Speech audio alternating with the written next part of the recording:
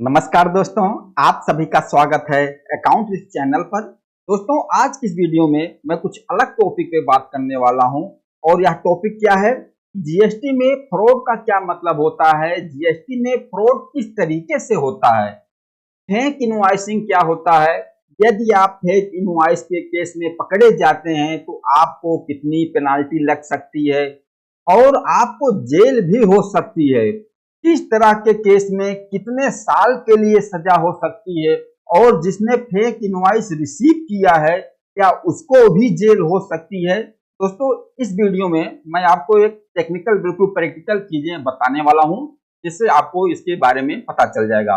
और सबसे बड़ी बात यह है कि जीएसटी डिपार्टमेंट आपको कैसे पकड़ सकता है, क्योंकि जो इस तरीके से काम करते हैं ना, जो फेक इनवॉइस में काम करते हैं, गलत आईटीसी का ट्रांसफर करते हैं, वो इतने शातिर होते हैं, इस तरीके से वर्किंग करते हैं, उनको ऐसा लगता है कि डिपार्टमेंट उनको कभी पकड़ ही नहीं पाएगा।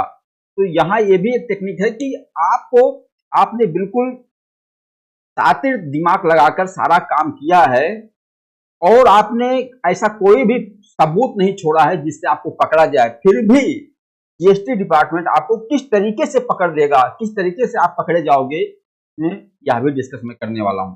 दोस्तों, सबसे पहले इस चीज को मैं ना एक आपको पूरा एग्जांपल से पूरा मैटर बताता हूं कि फ्रॉड होता कैसे जीएसटी में, फेक इनवॉइसिंग का मतलब क्या होता है जीएसटी में।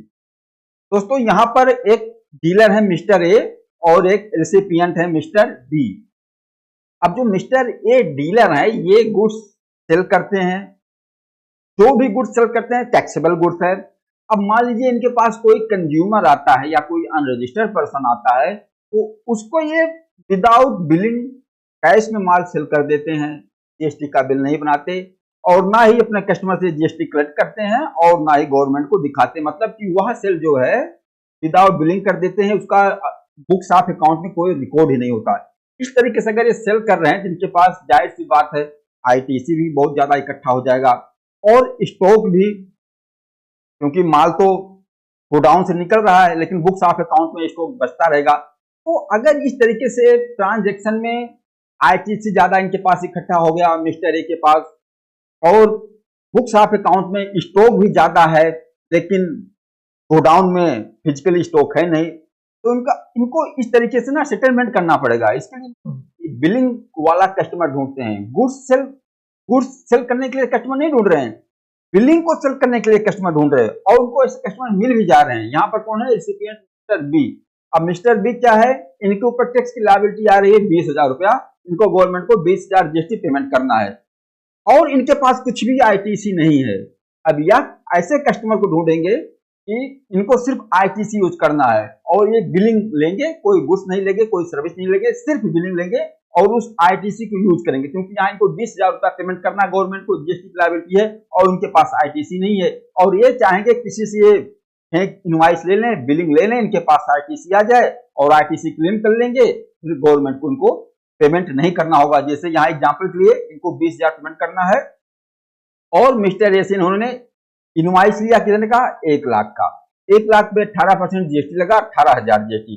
अब मिस्टर बी जो है इनको आईटीसी क्लेम मिल गया कितने का? 18,000 का। इनको पेमेंट करना था 20,000, अब इनके पास आईटीसी आ गया 18,000। अब ये सेटअप कर देंगे 18,000 को, तो इनको सिर्फ 2,000 रुपया गवर्नमेंट को पेमेंट करना होगा और यह सारा खेल किसमें हुआ? एक फ्रॉड में हुआ, क्योंकि मिस्टर बी ने कोई गुड्स इनके पास आया ही नहीं, सिर्फ क्या इनवॉइस आई है। अगर इस तरीके से आप करते हो और पकड़े जाते हो तो इसमें पेनाल्टी कितनी लग सकती है? यहाँ पेनाल्टी है क्या, या तो जो आपका अमाउंट है, टैक्स अमाउंट जो आपने गुड्स सेल किया है उसका जो टैक्स अमाउंट है, जैसे यहाँ 1 लाख का गुड्स है तो 18% हिसाब से 18,000 जीएसटी बन रहा है या 10,000 पेनाल्टी। अब जो टैक्स का अमाउंट होगा या 10,000, इसमें से जो ज्यादा अमाउंट होगा वो पेनाल्टी भरनी पड़ेगी। अब यहाँ जैसे टैक्स का अमाउंट कितना है? 18,000 और 10,000, तो इसमें ज्यादा क्या है? 18,000, तो इसमें 18,000 पेनाल्टी भरनी पड़ेगी। किसको? मिस्टर बी को भी भरनी पड़ जाएगी और मिस्टर ए को भी, जिन्होंने फेक इनवॉइसिंग किया है और जिन्होंने फेक इनवॉइसिंग को रिसीव किया है। अगर इस तरीके से फेक इनवॉइसिंग आपकी पकड़ी जाती है तो ये पेनाल्टी लगेगी। क्या इसमें जेल भी हो सकती है? जेल का भी प्रावधान है। जेल की भी सजा हो सकती है। हाँ, तो इस केस में जेल भी हो सकती है, लेकिन यहाँ जो एग्जाम्पल मैंने दिया आपको, मिस्टर ए या मिस्टर बी, इनको जेल नहीं होगी, क्योंकि इनका जो फ्रॉड किया गया टैक्स का अमाउंट है वह कम है। जेल वाला जो कंडीशन होगा वह जो आपका फ्रॉड किया गया टैक्स अमाउंट पे डिपेंड करता है। वह क्या है उसको हम देख लेते हैं। अगर आपका टैक्स अमाउंट 1 करोड़ से ज्यादा और 2 करोड़ तक है, अगर आपने जो फ्रॉड किया है इस तरीके से इनवॉइसिंग करके, उसका जो टैक्स अमाउंट है 1 करोड़ से ज्यादा और 2 करोड़ तक है, तो 1 साल की जेल और फाइन दोनों लग सकती है। और अगर टैक्स का अमाउंट 2 करोड़ से ज्यादा 5 करोड़ तक है, तो 3 साल की जेल और फाइन दोनों लग सकती है। और अगर टैक्स का अमाउंट 5 करोड़ से ज्यादा है, तो 5 साल की जेल और फाइन दोनों हो सकती है। और यह भी ध्यान रखना, अगर 5 करोड़ से ज्यादा का फ्रॉड आपने किया है, तो यह नॉन बेलेबल ऑफेंस होगा, और इसका जो आपको बेल होगा वह नॉर्मली पुलिस स्टेशन से आपको इसका बेल नहीं मिलने वाला है। आपको सीधा कोर्ट में मजिस्ट्रेट के सामने पेश होना पड़ेगा, और अगर मजिस्ट्रेट को लगता है आपको बेल देनी चाहिए तो ही आपको बेल दिया जाएगा, अन्यथा आपका बेल रिजेक्ट भी हो सकता है। तो यह जो 5 करोड़ से ज्यादा का आप फ्रॉड कर सकते हैं, फ्रॉड करेंगे, मान लीजिए आप नहीं, एग्जाम्पल दिया जा रहा है कि अगर 5 करोड़ से ज्यादा का फ्रॉड है तो यह जो है नॉन बेलेबल ऑफेंस में माना जाएगा।